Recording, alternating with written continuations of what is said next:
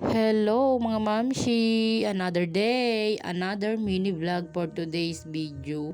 Tara't samahan nyo nga po kami sa aming pupuntahan for today's video mga mamshi, dahil sinama lang nga din po ako mga mamshi ng aming kapitbahay. Thank you girls sa pagsama. Ayan po.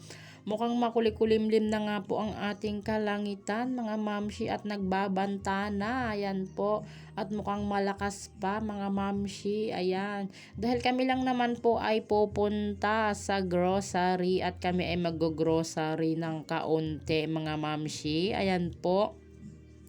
Dahil ako lang naman po ay bibili ng pansit for today's video, dahil panghanda po ng aking Junakis kasi sa 24 siya po ay mag-birthday po kasi mga mamshi. Ayan po.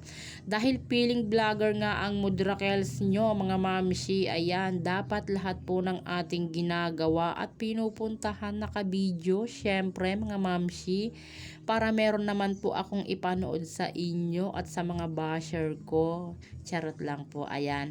Dahil nakarating na nga po kami sa RCS, ayan, bumaba na rin nga po kami at kami naman na po ay papasok sa loob. Syempre, alangan sa labas. Charot.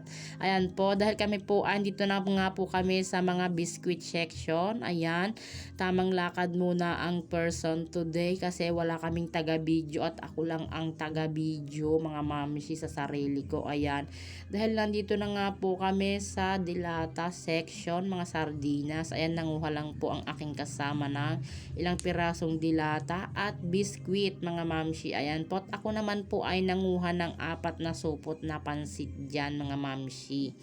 Ayan po, dahil nagpunta nga po kami dito sa mga drinks section. Ayan po, dahil nanguha lang nga po ako ng isang Dutch milk at sa gulay section mga mamshi. Ayan po, punta po ako dyan, nagtingin-tingin.